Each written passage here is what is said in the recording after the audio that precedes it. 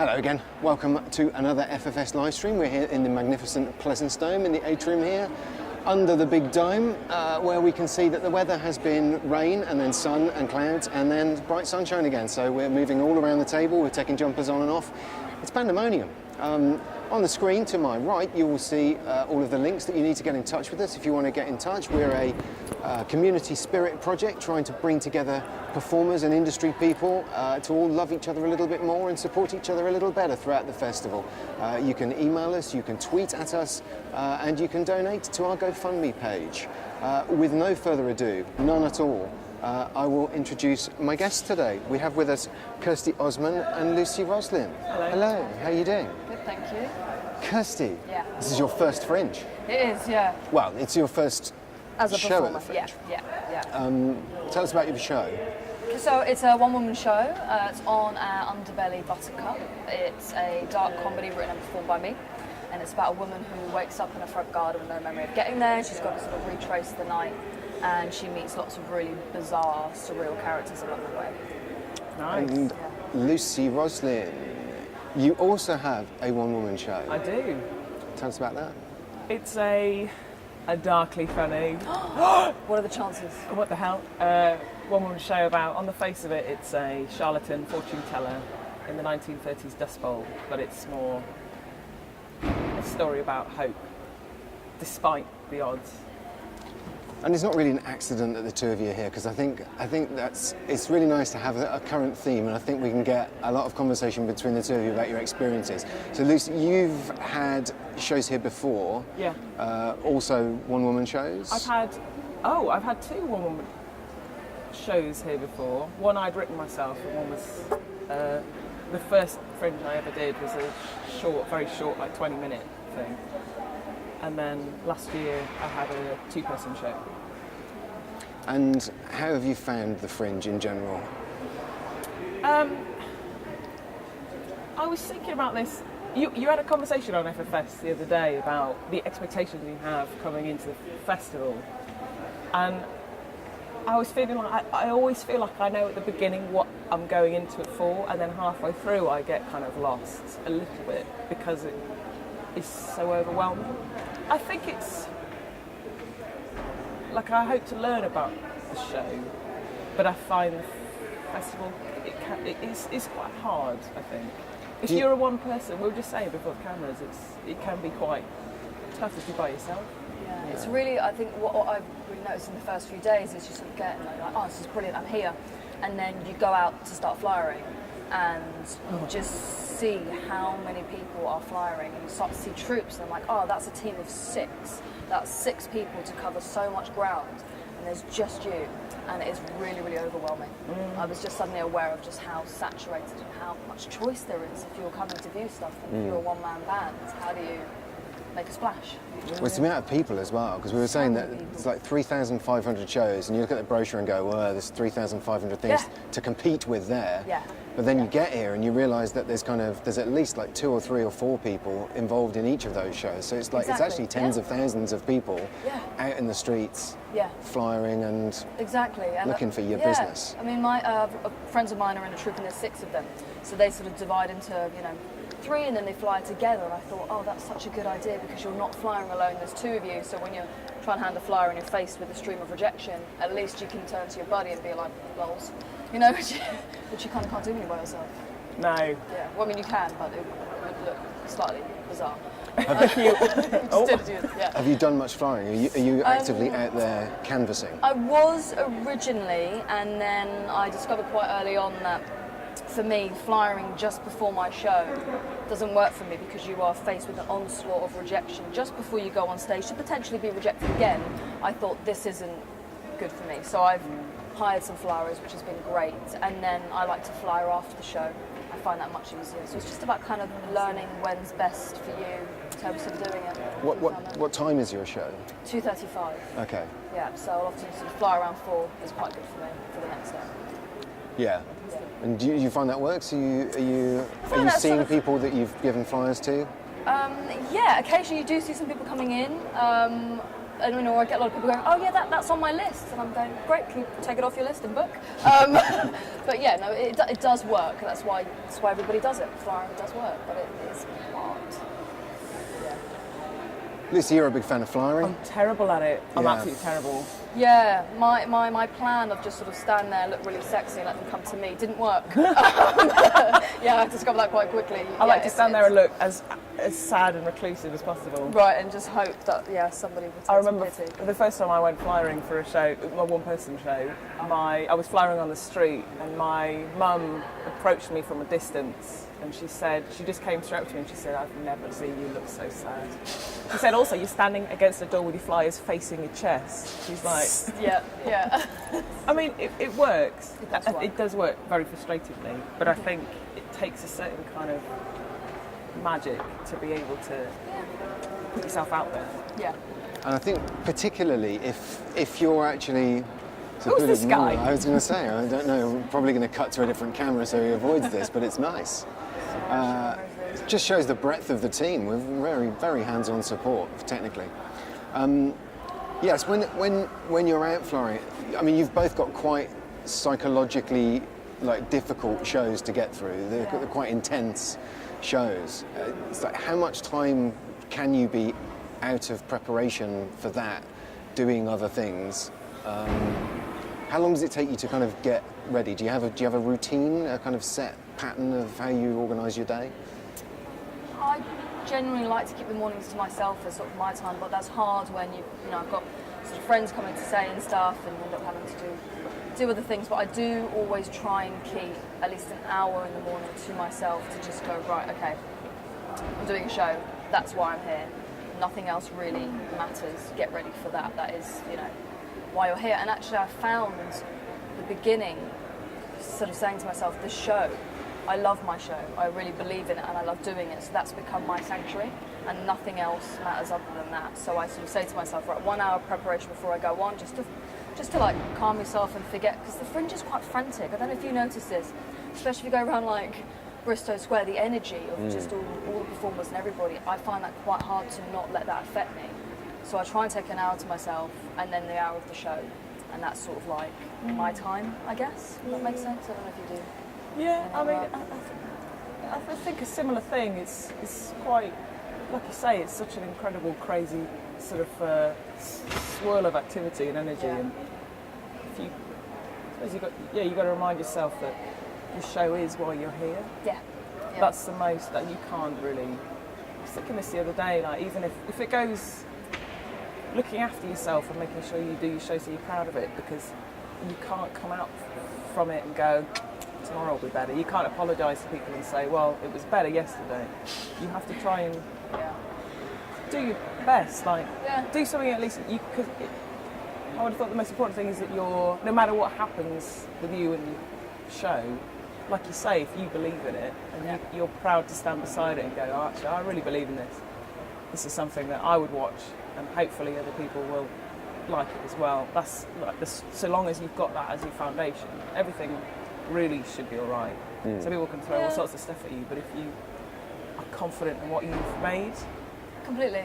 And things will be thrown at you, like things will go wrong here. I've learned that you cannot predict what's going to happen. You can have all these expectations, but things will go wrong. Yeah, you were saying the kickoff to your festival was a little traumatic. Yeah, so the van with all our stuff, including all my clothes and our bedding and everything, just turned up 2 days late.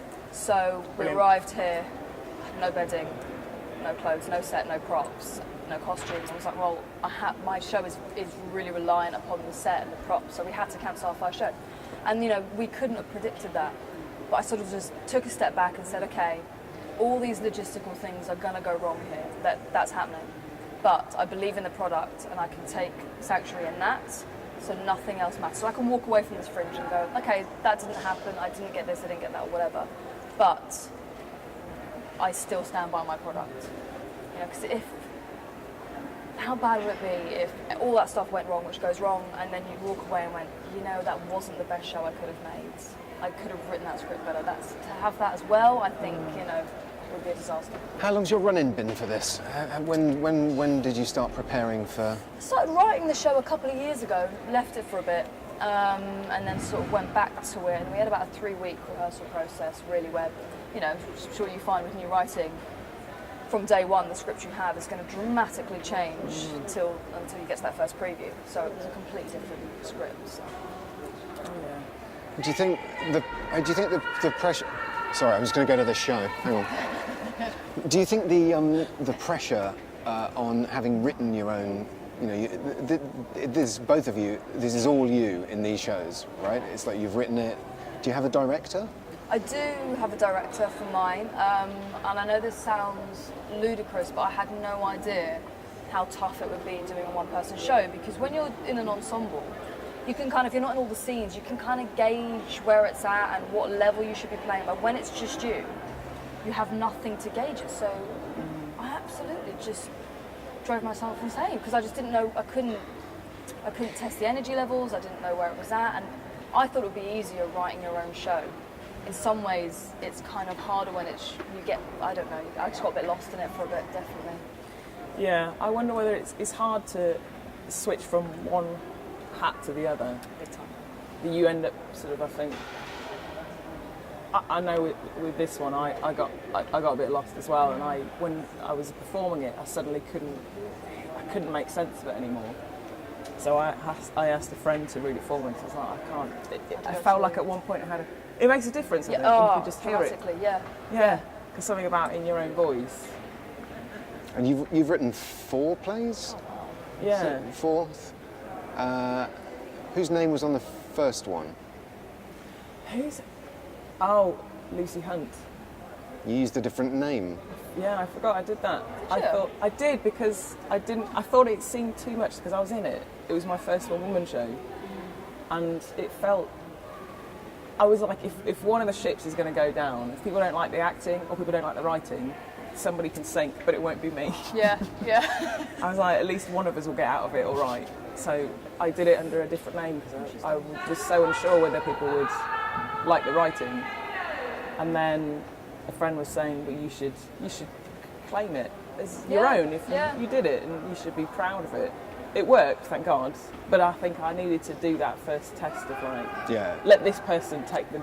It was just for the initial run, and then you were confident enough to go, okay, now I don't mind that people know that I also wrote it as well. Yeah.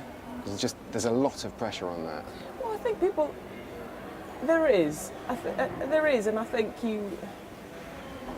I don't know whether if people don't like the writing, or people like one element but not the other, you kind of feel like you have to let that be the case and not be like, but you just have to, it's fine. Yeah. It's never going to be for everybody, and that's fine. How do you feel about reviews? Do you read them? Do you pay attention to them? Do you... Guys, so this is the first year of doing Edinburgh where I'm asking the people I trust to read them first. Usually I'd be right in there. I would. I can't stop myself. But this year I've just thought, I don't know how much it helps. If there's an ongoing theme of things in the reviews that it's like, because creative criticism can be really helpful. It's a real gift, I think, going forward. Yeah, agreed.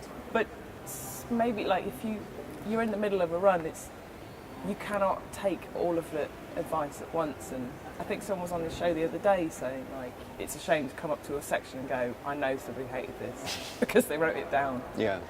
So it's interesting. There's a lot of people deal with it in different ways, because people have said, I read the reviews, all of them, absolutely, but I do it in September, and I don't, because I'm not going to change it halfway through. I kind of feel that Edinburgh's a completely different beast, though, because usually in London or anywhere else, I wouldn't read the reviews, and I would do that. I get them all when you get your press pack or whatever. At the end of the run, I'll sit down with a coffee once I'm done, and I'll read them, because then by that point, it's redundant. It's gone. But here, you can't escape it. And my producer, Kate, said to me, I don't want you to read them. And I was like, great, cool.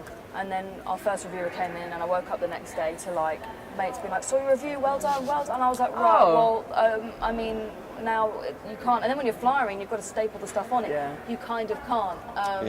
But I've always believed if you believe the good, you've got to believe the bad. So I try not to get sucked into it. It's really difficult here, though. I find because you've got to pedal your own show, you have to, you end up sort of buying into it. But I don't know. I generally try not to. It's quite good that mates generally on social media don't tag you in and say, "Hey, I saw this terrible review." Well, yeah. I mean, well, then they might. I don't know. I haven't had one yet, but they might be like, "Hey, I'm so sorry," and which would be worse. But then there's also the other side of that is if they don't say anything, there's that sort of like, well, it's the elephant in the room, and you all guys know. And yeah, the quiet. Yeah. You kind of go, why is that? I know, but yeah. Oh, I'd also sort of say to myself, at the end of the day, it's one person's opinion, and if everybody loves your show, you're probably doing something wrong. You know what I mean? I think the whole point is to divide people, and if people leave and they don't like that, great, then you've nailed your target audience. So, I don't know. Especially something that is quite challenging and dark in subject. Yeah. I mean, your show's about consent. Ultimately, yeah, it's sort of it's about a woman who wakes up and her drink's been spiked, she doesn't realise that, and sort of it's kind of like, has she, hasn't she, who's going to believe her, judged on her past behaviour and stuff like that. So yeah, I haven't had any walkouts yet, but it's the Fringe, anything could happen. Anything could happen. Have you had anything? Have you had any strange things occur? This was amazing. This blew my mind. I can see the audience because I talked to direct. I kid you not, this woman in the front row decided to have a 3-course meal. Brilliant. Brilliant, yeah. I was like, wow. I just heard as the olives came out, and it wasn't silent. I was just like, really? Now? And then sort of knife and fork came out, and I just thought, right, well, okay. How do you carry on through genuinely. that? Do you speak to the audience? I do. So can you actually comment on? No, I didn't on that, but then there was I'm terrible. Once I'm in a run and I feed off the audience, and somebody was playing with their drink and it went all over the stage. And the next scene I had a slightly drunk scene, so I just picked up the drink and totally used them. And But generally, I'm kind of, you've got to gauge the person. Some people, like that guy I knew, he'd totally be fine with it. But I think if I pulled this woman out on a 3-course meal, she'd probably may have taken it badly, so I chose to ignore it. You certainly wouldn't have got dessert. I certainly wouldn't, yeah, so true. Any strange behaviours going on? No, so far I think it's been pretty good actually. It's been nice. I mean, it's been mixed as it always is, and like the show is not for everyone, and I knew that would be the case. But it's been pretty nice actually. I had one audience which was really small, but sometimes the small ones can really surprise you, and they just give you such a boost. And it was like, I can't remember, maybe 7 people, and at the very end 2 people stood up, and I remember thinking like, you two, whoever those 2 people were, I remember thinking like, I'm so glad you came at just the right night when I was feeling unsure about whether I was doing the right thing. That's not. How do you pick yourself up when you have a bad audience? I mean, do you have people around you up here? Like, have you got a team that you can kind of rely on for support? I don't really have a team or people here at the outside moment. of the festival that you can reach out to? Yeah, they've always, I think as a performer in general, I think it's really important to have friends that aren't in the industry, who can come at things from a completely different perspective. But I've got a lot of friends here at the moment doing their own shows who, are facing the same struggles that we are, and I can call them and I know that they're not going to just put on this fake smile and persona and pretend that they're having the most amazing time. Like I can go, guys, I'm having a really rough one. They can go, so am I. We had 3 people walk out, we had a terrible review and I'm really low, and I can go, oh wow, someone's speaking honestly. So I've certainly got enough people here, but it's difficult, it's really lonely, it's hard, I think you can be, like, particularly in a one-person show, and I think a lot of comics find this doing stand-up, like that. Even when you're surrounded by support, sometimes you just don't really know what to do with yourself. Yeah, like I was saying earlier, I have this feeling where I'm sort of like, I don't want to be around people, but at the same time I don't want to be alone either, and it's this weird kind of in-between stage, and I just find that just do something small every day that you love that makes you feel better. Whether that's, I'm going to go out and spend £3 on a coffee that I don't need, but I'm going to sit there, have my time, or have a bath, like just small things really help. Yeah. Same actually. I mean, I've got people I can talk to as well, because I think you get inside, being in the festival, you get inside your own mind, and obviously there's I do feel everybody is in the same boat, if only we just kind of allow ourselves to have like those honest chats. So I've got a friend who's done the Fringe a couple of times, like me, and we met the other day, and like her show's fantastic, but you still can get like you get a bit lost. That's all. I think it's the constant pressure of I hope people are going to come. I hope people do come like it, even if you get nice reviews, because reviews are very helpful. Like it's a symbiotic relationship. Yes. But even then, sometimes you get in your own head, I think, and if you, like you say, if you can talk to people and find out that you are all sort of feeling the same, and actually let's just keep going, guys. Yeah. It's funny, yeah. I was speaking to my friend the other day, and she's selling out every day.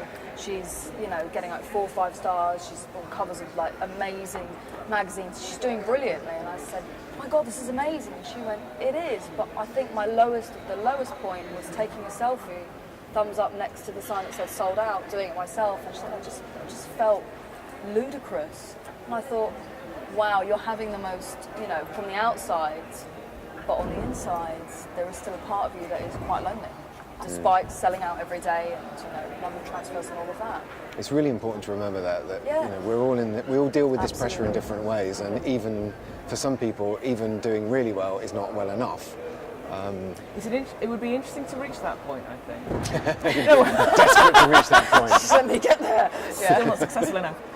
No, but it'd be interesting to reach that, I think. I think I was talking to somebody about it the other day, and like, when would you hit that point and then go, oh my God, this isn't what I wanted. No, not what I wanted, but this isn't enough. But it has different, it has different, because she said, oh, I felt all this pressure. I was like on the cover of The Guardian and I'm selling out, and now the audiences are coming, and from her point of view, they have a level of expectation and maybe they're not the right clientele. I just thought, wow, there are still anxieties and stresses, even when things appear to be going like flying, Well, presumably, if you get a whole bunch of 5-star reviews and then you have a bad show, and you hear one audience member on the way out saying, "Well, that wasn't as good as it said it was in the paper. The paper was wrong." You can be devastated. Yeah.